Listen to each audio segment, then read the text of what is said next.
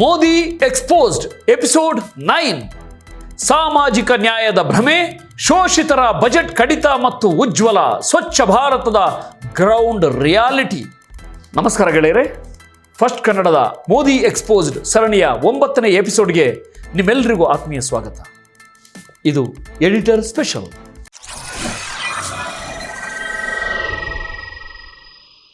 ಗೆಳೆಯರೆ, ನಮ್ಮ ಸಂವಿಧಾನ ಶಿಲ್ಪಿ ಡಾಕ್ಟರ್ BR ಅಂಬೇಡ್ಕರ್ ಅವರು ಈ ದೇಶದ ಕೋಟ್ಯಂತರ ದಲಿತರಿಗೆ, ಹಿಂದುಳಿದವರಿಗೆ ಮತ್ತು ಶೋಷಿತ ಸಮುದಾಯಗಳಿಗೆ ಒಂದು ಶಕ್ತಿ ಕೊಟ್ಟಿದ್ರು.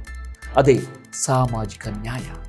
ಸ್ವಾತಂತ್ರ್ಯ ಬಂದು ದಶಕಗಳಾದರೂ ಈ ಸಮಾಜದ ಕಟ್ಟ ಕಡೆಯ ಪ್ರಜೆ ಗೌರವದಿಂದ ಬದುಕಬೇಕು, ಆರ್ಥಿಕವಾಗಿ ಸಬಲನಾಗಬೇಕು ಅನ್ನೋದು ಸಂವಿಧಾನದ ಆಶಯವಾಗಿತ್ತು.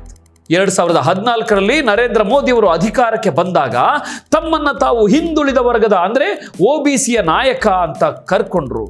ದಲಿತರ ಕಾಲ್ ತೊಳೆದ್ರು, ಸಂತ ರವಿದಾಸ್, ಜ್ಯೋತಿಬಾ ಫುಲೆ ಅವರ ಹೆಸರೇಳಿ ಭಾಷಣ ಬಿಗಿದ್ರು. ವಾಟ್ಸಪ್ ಯೂನಿವರ್ಸಿಟಿಯಲ್ಲಿ ನೋಡಿ, ಮೋದಿಜಿ ಶೋಷಿತರನ್ನ ಮೇಲಕ್ಕೆತ್ತಿದ್ದಾರೆ ಅಂತ ಭಾರಿ ಪ್ರಚಾರ ಮಾಡಲಾಯಿತು. ಆದರೆ ಬಾಬಾ ಸಾಹೇಬ್ ಅಂಬೇಡ್ಕರ್ ಅವರು ಒಂದು ಮಾತು ಹೇಳಿದ್ರು: ರಾಜಕೀಯ ಅಧಿಕಾರ ಅನ್ನೋದು ಎಲ್ಲ ಬೀಗಗಳನ್ನು ತೆರೆಯುವ ಮಾಸ್ಟರ್ ಕೀಲಿ ಅಂತ. ಆದರೆ ಕಳೆದ 10 ವರ್ಷಗಳಲ್ಲಿ ಹಿಂದುಳಿದ ವರ್ಗದ ಹೆಸರಿನಲ್ಲಿ ಅಧಿಕಾರಕ್ಕೆ ಬಂದವರು ಅದೇ ಶೋಷಿತ ಸಮುದಾಯಗಳ ಕೈಗೆ ಸಿಗಬೇಕಾಗಿದ್ದ ಮಾಸ್ಟರ್ ಕೀಲಿಯನ್ನ ಹೇಗೆ ಕಸ್ಕೊಂಡಿದ್ದಾರೆ ಗೊತ್ತಾ? ಕ್ಯಾಮರದ ಮುಂದೆ ಕಾಲು ತೊಳೆಯುವ ನಾಟಕ ಮಾಡುವ ಈ ಸರ್ಕಾರ ಕ್ಯಾಮರದ ಹಿಂದೆ ಬಜೆಟ್ನಲ್ಲಿ ದಲಿತರ ಮತ್ತು ಆದಿವಾಸಿಗಳ ದುಡ್ಡನ್ನ ಹೇಗೆ ಕಟ್ ಮಾಡಿದೆ ಗೊತ್ತಾ? ಸ್ವಚ್ಛ ಭಾರತ್ ಮತ್ತು ಉಜ್ವಲ ಯೋಜನೆ ಹೆಸರಿನಲ್ಲಿ ತಳ ಸಮುದಾಯದ ಮಹಿಳೆಯರನ್ನ ಹೇಗೆ ಯಾಮಾರಿಸಲಾಗಿದೆ ಗೊತ್ತಾ ನಿಮಗೆ? ಯಾವ ಭ್ರಮೆಗಳಿಗೂ ಇಲ್ಲಿ ಜಾಗವಿಲ್ಲ. ಬನ್ನಿ, ಇವತ್ತು ಈ ಸರ್ಕಾರದ ಸಾಮಾಜಿಕ ನ್ಯಾಯದ ಅಸಲಿ ಮುಖವಾಡವನ್ನ ಪಕ್ಕಾ ಬಜೆಟ್ ದಾಖಲೆಗಳು ಮತ್ತು NCRB ವರದಿಗಳನ್ನು ಇಟ್ಕೊಂಡೆ ಪೋಸ್ಟ್ ಮಾರ್ಟಮ್ ಮಾಡೋಣ.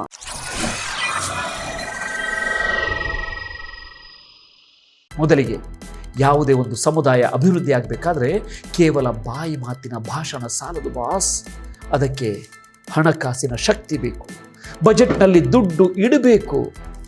ನಮ್ಮ ದೇಶದ ನಿಯಮಗಳ ಪ್ರಕಾರ ದೇಶದ ಒಟ್ಟು ಜನಸಂಖ್ಯೆಯಲ್ಲಿ ದಲಿತರು 16.6% ಮತ್ತು ಆದಿವಾಸಿಗಳು 8.6% ಇದ್ದಾರೆ. ಹಾಗಾಗಿ ಕೇಂದ್ರ ಸರ್ಕಾರದ ಒಟ್ಟು ಯೋಜನಾ ಬಜೆಟ್ನಲ್ಲಿ ಕನಿಷ್ಠ 15% ಹಣವನ್ನ ದಲಿತರ ಕಲ್ಯಾಣಕ್ಕೆ ಅಂದರೆ SC ಸಬ್ ಪ್ಲಾನ್ ಮತ್ತು 8.2% ಹಣವನ್ನ ಬುಡಕಟ್ಟು ಸಮುದಾಯಗಳ ಅಭಿವೃದ್ಧಿಗೆ ಅಂದರೆ ಟ್ರೈಬಲ್ ಸಬ್ ಪ್ಲಾನ್ ಆಗಿ ಮೀಸಲಿಡಬೇಕು ಅನ್ನೋದು ನೀತಿ ಆಯೋಗದ ಕಡ್ಡಾಯ ನಿಯಮ. ಆದರೆ ಕಳೆದ 10 ವರ್ಷಗಳ ಕೇಂದ್ರ ಬಜೆಟ್ನ ಅಂಕಿಅಂಶಗಳನ್ನು ತೆಗೆದು ನೋಡಿ, ಈ ಸರ್ಕಾರ ಯಾವತ್ತೂ ನಿಯಮದ ಪ್ರಕಾರ ದಲಿತರಿಗೆ ಮತ್ತು ಆದಿವಾಸಿಗಳಿಗೆ ಹಣವನ್ನೇ ಕೊಡಲಿಲ್ಲ ಬಾಸ್. ಉದಾಹರಣೆಗೆ, ಇತ್ತೀಚಿನ ವರ್ಷಗಳ ಬಜೆಟ್ಗಳನ್ನ ವಿಶ್ಲೇಷಿಸಿದರೆ ದಲಿತರ ಕಲ್ಯಾಣಕ್ಕೆ ಸಿಗಬೇಕಾಗಿದ್ದ ಒಟ್ಟು ಪಾಲಿನಲ್ಲಿ ಕೇವಲ 7% 8% ಮಾತ್ರ ನೇರ ಯೋಜನೆಗಳಿಗೆ ಸಿಗ್ತಿದೆ. ಉಳಿದ ಹಣವನ್ನ ಇವರು ಏನು ಮಾಡ್ತಾರೆ ಗೊತ್ತಾ? ದಲಿತರಿಗೆ ಯಾವುದೇ ಸಂಬಂಧವಿಲ್ಲದ ದೊಡ್ಡ ದೊಡ್ಡ ಹೈವೇ, ರಸ್ತೆ ನಿರ್ಮಾಣ, ಡಿಜಿಟಲ್ ಇಂಡಿಯಾ ಪ್ರಚಾರ, ಗಂಗಾ ನದಿ ಸ್ವಚ್ಛಗೊಳಿಸುವ ಯೋಜನೆಗಳಿಗೂ ಇದು ದಲಿತರ ಏಳಿಗೆಗೆ ಬಳಕೆಯಾಗಿದೆ ಅಂತ ಸುಳ್ಳು ಲೆಕ್ಕ ತೋರಿಸಿ ಹಣವನ್ನು ಡೈವರ್ಟ್ ಮಾಡ್ತಿದ್ದಾರೆ. ಕಾಗದದ ಮೇಲೆ ದಲಿತರ ಹೆಸರು, ಆದರೆ ಆ ಹಣ ಹೋಗ್ತಿರೋದು ಇವರ ಹೈಟೆಕ್ ಕಾರ್ಪೊರೇಟ್ ಕಾಮಗಾರಿಗಳಿಗೆ. ಶೋಷಿತರ ಹೊಟ್ಟೆಗೆ ಹೊಡೆದು ಹೆದ್ದಾರಿ ನಿರ್ಮಾಣ ಮಾಡುವ ಇವರ ನೀತಿಯನ್ನ ಸಾಮಾಜಿಕ ನ್ಯಾಯ ಅನ್ಬೇಕಾ ಬಾಸ್? ಬಜೆಟ್ ಲೂಟಿ ಮಾಡಿ ಇವರು ಇಡೀ ಜಗತ್ತಿನಾದ್ಯಂತ ದೊಡ್ಡದಾಗಿ ಪ್ರಚಾರ ಮಾಡಿಕೊಂಡ ಯೋಜನೆ ಸ್ವಚ್ಛ ಭಾರತ್ ಅಭಿಯಾನ. ನಾವಿಡೀ ಭಾರತವನ್ನ ಬಯಲು ಮುಕ್ತ, ಶೌಚಾಲಯ ಮುಕ್ತ ಮಾಡಿದ್ದೇವೆ, ಹಳ್ಳಿಗಳಲ್ಲಿ ಕೋಟಿ ಶೌಚಾಲಯ ಕಟ್ಟಿದ್ದೇವೆ ಅಂತ ಗಾಂಧಿ ಜಯಂತಿಯ ದಿನ ಪ್ರಧಾನಿ ಭಾಷಣ ಮಾಡ್ತಾರೆ. ಬನ್ನಿ, ಇದರ ಗ್ರೌಂಡ್ ರಿಯಾಲಿಟಿ ಏನು ಅಂತ ಸರ್ಕಾರದ ರಾಷ್ಟ್ರೀಯ ಕುಟುಂಬ ಆರೋಗ್ಯ ಸಮೀಕ್ಷೆಯ ರಿಪೋರ್ಟ್ ಮೂಲಕವೇ ನೋಡೋಣ. NFHS 5 ವರದಿಯ ಪ್ರಕಾರ ಇವತ್ತಿಗೂ ಭಾರತದ ಗ್ರಾಮೀಣ ಪ್ರದೇಶದ 25%ಕ್ಕೂ ಹೆಚ್ಚು ಜನರಿಗೆ ಯಾವುದೇ ಶೌಚಾಲಯದ ಸೌಲಭ್ಯವೇ ಇಲ್ಲ. ಇನ್ನು ಸರ್ಕಾರ ಕಟ್ಟಿಸಿಕೊಟ್ಟಿರೋ ಶೌಚಾಲಯಗಳಲ್ಲಿ 30%ಕ್ಕೂ ಹೆಚ್ಚು ಶೌಚಾಲಯಗಳಿಗೆ ನೀರಿನ ಸಂಪರ್ಕವೇ ಇಲ್ಲ. ಅವುಗಳನ್ನು ಹಳ್ಳಿಗಳಲ್ಲಿ ಜನ ಕಸ ತುಂಬಿಡಲು ಅಥವಾ ದನದ ಮೇವು ಇಡಲು ಬಳಸ್ತಿದ್ದಾರೆ ಸ್ನೇಹಿತರೆ. ಕೇವಲ ಸಂಖ್ಯೆಗಳನ್ನು ತೋರಿಸಿ ಪೇಪರ್ಗಳಲ್ಲಿ ಹೆಡ್ಲೈನ್ ಮ್ಯಾನೇಜ್ ಮಾಡಲು ಕಳಪೆ ಗುಣಮಟ್ಟದ ಶೌಚಾಲಯ ಕಟ್ಟಿಕೊಟ್ಟಿದ್ದೇ ಈ ಯೋಜನೆಯ ಸಾಧನೆ. ಇದಕ್ಕಿಂತ ದೊಡ್ಡ ಮಾನವ ಹಕ್ಕುಗಳ ಉಲ್ಲಂಘನೆ ಅಂದರೆ ಸುಪ್ರೀಂ ಕೋರ್ಟ್ ಕಡ್ಡಾಯವಾಗಿ ನಿಷೇಧ ಮಾಡಿದ್ರೂ ಇವತ್ತಿಗೂ ಈ ದೇಶದಲ್ಲಿ ಬಡ ದಲಿತರು ಮಲದ ಹೊಂಡಕ್ಕೆ ಮ್ಯಾನ್ ಹೋಲ್ಸ್ಗೆ ಇಳಿದು ಉಸಿರುಗಟ್ಟಿ ಸಾಯ್ತಿದ್ದಾರೆ. ಸ್ವತಃ ಸಾಮಾಜಿಕ ನ್ಯಾಯ ಸಚಿವಾಲಯ ಸಂಸತ್ನಲ್ಲಿ ಒಪ್ಪಿಕೊಂಡಿದೆ ಇದನ್ನ. ಕಳೆದ ಕೆಲವು ವರ್ಷಗಳಲ್ಲಿ ಮ್ಯಾನ್ಯುವಲ್ ಸ್ಕ್ಯಾವೆಂಜಿಂಗ್ ಅಂದರೆ ಮಲದ ಹೊಂಡ ಸ್ವಚ್ಛಗೊಳಿಸಲು ಇಳಿದು ಬರೋಬ್ಬರಿ 400ಕ್ಕೂ ಹೆಚ್ಚು ಪೌರ ಕಾರ್ಮಿಕರು ಪ್ರಾಣ ಕಳ್ಕೊಂಡಿದ್ದಾರೆ. ಯಾರ ಕಾಲ್ ತೊಳೆದು ಪ್ರಧಾನಿ ಫೋಟೋ ಓಡಿಸ್ಕೊಂಡ್ರು ಅದೇ ಸಮುದಾಯದ ಯುವಕರು ಇವತ್ತಿಗೂ ಮಲದ ಹೊಂಡದಲ್ಲಿ ನರಳಿ ಸಾಯ್ತಿದ್ದಾರೆ. ಇವರಿಗೆ ಪೌರ ಕಾರ್ಮಿಕರ ಪ್ರಾಣ ಮುಖ್ಯವಲ್ಲ, ಕೇವಲ ತಮ್ಮ ಇಮೇಜ್ ಬಿಲ್ಡಿಂಗ್ ಮುಖ್ಯ ಅನ್ನೋದಕ್ಕೆ ಇದಕ್ಕಿಂತ ಬೇರೆ ಸಾಕ್ಷಿ ಬೇಕಾ ಬಾಸ್? ಇನ್ನೊಂದು ಯೋಜನೆ, ಗ್ರಾಮೀಣ ಮಹಿಳೆಯರ ಕಣ್ಣೀರು ಒರೆಸಲು ತಂದ ಪ್ರಧಾನಮಂತ್ರಿ ಉಜ್ವಲ ಯೋಜನೆ, PM ಉಜ್ವಲ ಯೋಜನಾ. ಬಡ ಮಹಿಳೆಯರು ಹೊಗೆಯ ಒಲೆಯಲ್ಲಿ ಬೇಯಬಾರದು, ಅವರಿಗೆ LPG ಗ್ಯಾಸ್ ಸಿಲಿಂಡರ್ ಕೊಡ್ತೀವಿ ಅಂದಾಗ ದೇಶದ ಮಹಿಳೆಯರೆಲ್ಲ ವೋಟ್ ಹಾಕಿದ್ರು. ಬಾಸ್, ಮೊದಲನೇ ಬಾರಿ ಸಿಲಿಂಡರ್ ಮತ್ತು ಒಲೆಯನ್ನ ಉಚಿತವಾಗಿ ಕೊಟ್ಟಿದ್ದು ನಿಜ. ಆದರೆ ಕಳೆದ ಎಪಿಸೋಡ್ನಲ್ಲಿ ನಾನು ಹೇಳಿದ ಹಾಗೆ ಇವತ್ತು ಸಿಲಿಂಡರ್ ಬೆಲೆ 1000 ರೂಪಾಯಿ ದಾಟಿದೆ. ಹಳ್ಳಿಗಳಲ್ಲಿ ಕೂಲಿ ಮಾಡುವ ದಲಿತ ಹಿಂದುಳಿದ ಮಹಿಳೆ ತಿಂಗಳಿಗೆ 1000 ರೂಪಾಯಿ ಕೊಟ್ಟು ಗ್ಯಾಸ್ ಸಿಲಿಂಡರ್ ತುಂಬಿಸಲು ಸಾಧ್ಯವೇ ಇಲ್ಲ. ಇದರ ಅಸಲಿ ಸತ್ಯವನ್ನ controller and auditor general CAG ತನ್ನ ರಿಪೋರ್ಟ್ನಲ್ಲಿ ಬಿಚ್ಚಿಟ್ಟಿದೆ.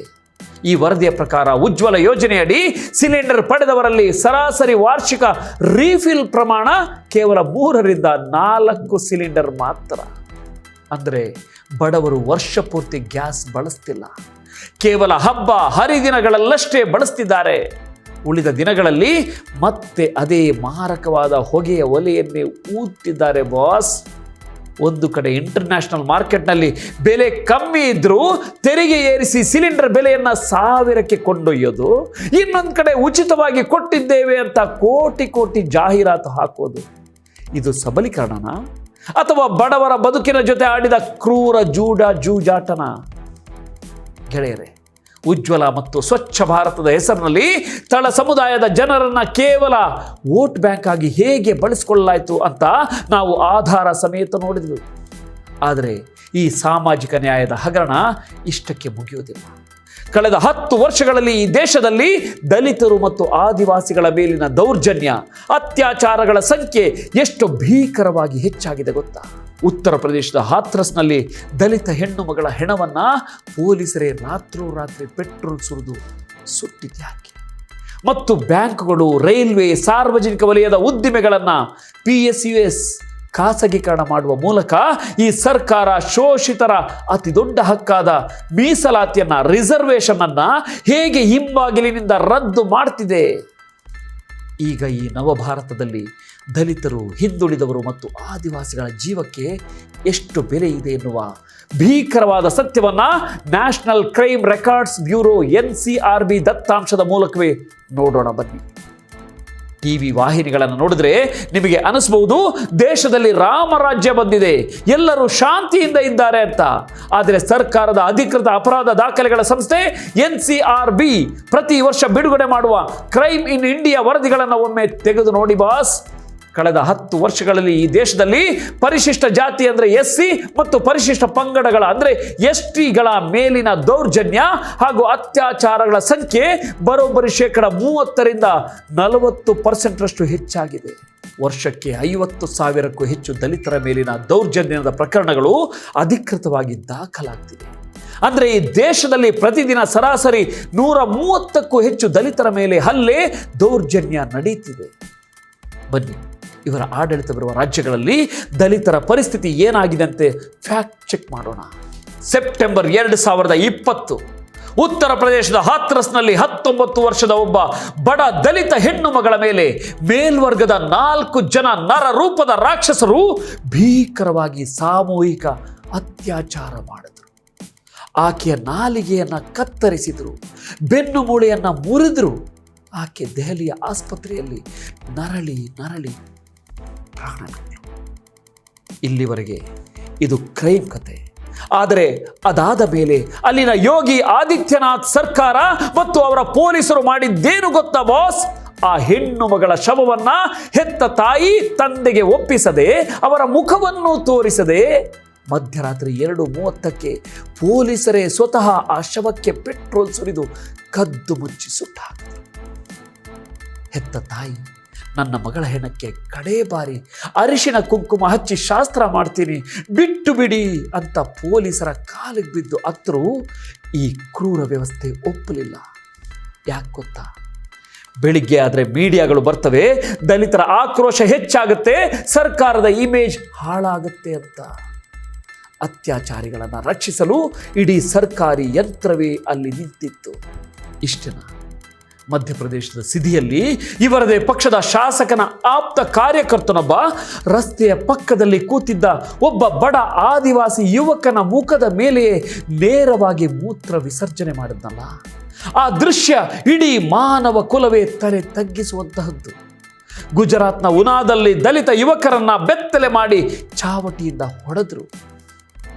ಇವತ್ತು ಉತ್ತರ ಪ್ರದೇಶ ಮತ್ತು ಮಧ್ಯಪ್ರದೇಶಗಳು ದಲಿತರ ಮೇಲಿನ ದೌರ್ಜನ್ಯದಲ್ಲಿ ಇಡೀ ದೇಶದಲ್ಲೇ ಮೊದಲ ಸ್ಥಾನದಲ್ಲಿದ್ದೇವೆ ಅಂತ ಸ್ವತಃ NCRB ವರದಿ ಹೇಳುತ್ತೆ. ಕಾಲು ತೊಳೆಯುವ ನಾಟಕ ಒಂದು ಕಡೆ, ಶವವನ್ನು ಪೆಟ್ರೋಲ್ ಸುರಿದು ಸುಡುವ ಕ್ರೂರತೆ ಇನ್ನೊಂದು ಕಡೆ. ಇದೇನಾ ಇವರ ಸಾಮಾಜಿಕ ನ್ಯಾಯ? ಇದೇನಾ ಇವರ ಸಾಮಾಜಿಕ ನ್ಯಾಯ ಸ್ನೇಹಿತರೆ? ದೌರ್ಜನ್ಯಕ್ಕಿಂತಲೂ ಭೀಕರವಾದ, ಅತ್ಯಂತ ಸೈಲೆಂಟ್ ಆಗಿ ದಲಿತ, ಹಿಂದುಳಿದ ಮತ್ತು ಶೋಷಿತ ಸಮುದಾಯಗಳ ಭವಿಷ್ಯವನ್ನೇ ಮುಗಿಸುತ್ತಿರುವ ಇನ್ನೊಂದು ಹುನ್ನಾರ ನಡೆಯುತ್ತಿದೆ. ಅದೇ ಮೀಸಲಾತಿಯ ರದ್ದತಿ. ಬಿಜೆಪಿಯ ನಾಯಕರು ಹೊರಗಡೆ ಬಂದು ಭಾಷಣ ಮಾಡ್ತಾರೆ, ನಾವು ಸಂವಿಧಾನ ಬದಲಾಯಿಸಲ್ಲ, ಮೀಸಲಾತಿ ಮುಟ್ಟಲ್ಲ ಅಂತ. ಹೌದು ಬಾಸ್, ಅವರು ಸಂವಿಧಾನದ ಪುಟಗಳನ್ನು ಮುಟ್ತಿಲ್ಲ, ಆದರೆ ಹಿಂಬಾಗಿಲಿನಿಂದ ಇಡೀ ಮೀಸಲಾತಿ ವ್ಯವಸ್ಥೆಯನ್ನೇ ಸಂಪೂರ್ಣವಾಗಿ ಶೂನ್ಯ ಮಾಡ್ತಿದ್ದಾರೆ. ಅದು ಹೇಗೆ ಗೊತ್ತಾ? ಖಾಸಗೀಕರಣದ, ಅಂದರೆ ಪ್ರೈವೇಟೈಸೇಷನ್ ಮೂಲಕ. ಬಾಬಾ ಸಾಹೇಬ್ ಅಂಬೇಡ್ಕರ್ ಅವರು ಕೊಟ್ಟ ಮೀಸಲಾತಿ ಇರೋದು ಎಲ್ಲಿ? ಕೇವಲ ಸರ್ಕಾರಿ ಕೆಲಸಗಳಲ್ಲಿ ಮತ್ತು ಸಾರ್ವಜನಿಕ ವಲಯದ ಉದ್ದಿಮೆಗಳಲ್ಲಿ ಮಾತ್ರ. ಖಾಸಗಿ ವಲಯದಲ್ಲಿ, ಅಂದರೆ ಪ್ರೈವೇಟ್ ಸೆಕ್ಟರ್ನಲ್ಲಿ ಯಾವುದೇ ಮೀಸಲಾತಿ ಇಲ್ಲ. ಕಳೆದ 10 ವರ್ಷಗಳಲ್ಲಿ ಈ ಸರ್ಕಾರ ಏನ್ ಮಾಡ್ತು? ದೇಶದಲ್ಲಿದ್ದ ಅತಿ ದೊಡ್ಡ ಸರ್ಕಾರಿ ಉದ್ಯೋಗದಾತ ಸಂಸ್ಥೆಗಳಾದ Air India, BSNL, LIC, ordnance ಫ್ಯಾಕ್ಟರಿಗಳು, ಬಂದರುಗಳು, ಏರ್ಪೋರ್ಟ್ಗಳು ಮತ್ತು ರೈಲ್ವೆ ವಿಭಾಗಗಳನ್ನು ಒಂದೊಂದಾಗಿ ತಮಗೆ ಬೇಕಾದ ಅದಾನಿ, ಅಂಬಾನಿಯಂತಹ ಖಾಸಗಿ ಕಾರ್ಪೊರೇಟ್ ಕಂಪನಿಗಳಿಗೆ ಮಾರಾಟ ಮಾಡಿದ್ರು. ಯಾವಾಗ ಒಂದು ಸರ್ಕಾರಿ ಸಂಸ್ಥೆ ಖಾಸಗಿ ಕಂಪನಿಯ ಪಾಲಾಗ್ತದೆಯೋ ತಕ್ಷಣವೇ ಅಲ್ಲಿ ಜಾರಿಯಲ್ಲಿದ್ದ SC, ST, OBC ಮೀಸಲಾತಿ ಸಂಪೂರ್ಣವಾಗಿ ರದ್ದಾಗಿ ಹೋಗುತ್ತೆ. ಕೇಂದ್ರ ಸರ್ಕಾರದ ವಿವಿಧ ಇಲಾಖೆಗಳಲ್ಲಿ ಇವತ್ತು ಬರೋಬ್ಬರಿ 10 ಲಕ್ಷಕ್ಕೂ ಹೆಚ್ಚು ಸರ್ಕಾರಿ ಹುದ್ದೆಗಳು ಖಾಲಿ ಬಿದ್ದಿವೆ.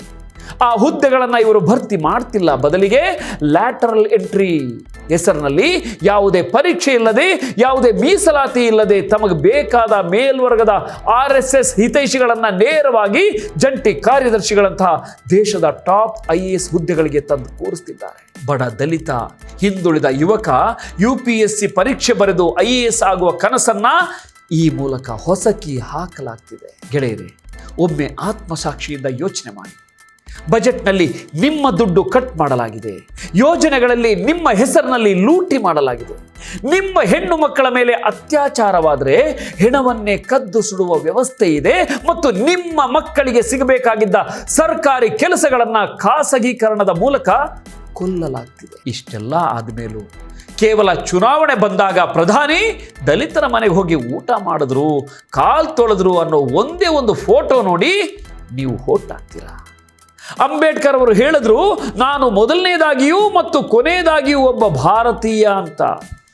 ಆ ಭಾರತದ ಸಂವಿಧಾನವನ್ನು, ಸಾಮಾಜಿಕ ನ್ಯಾಯವನ್ನು ಉಳಿಸ್ಕೊಳ್ಬೇಕಾದ ಜವಾಬ್ದಾರಿ ಇವತ್ತು ಯುವ ಜನತೆಯ ಮೇಲಿದೆ. ಈ ಕರಾಳ ಸತ್ಯವನ್ನ ಪ್ರತಿಯೊಬ್ಬ ದಲಿತ, ಹಿಂದುಳಿದ ಮತ್ತು ಶೋಷಿತ ಸಮುದಾಯದ ಯುವಕನಿಗೆ ತಲುಪಿಸಿ ವಿಡಿಯೋವನ್ನ ಮರೆಯದೆ ಶೇರ್ ಮಾಡಿ. ನೋಡ್ತಾ ಇರಿ ಫಸ್ಟ್ ಕನ್ನಡ. ಆಗೋದಲ್ಲ ಒಳ್ಳೆಯದಕ್ಕೆ. ನಮಸ್ಕಾರ. ಜೈ ಹಿಂದ್, ಜೈ ಕರ್ನಾಟಕ.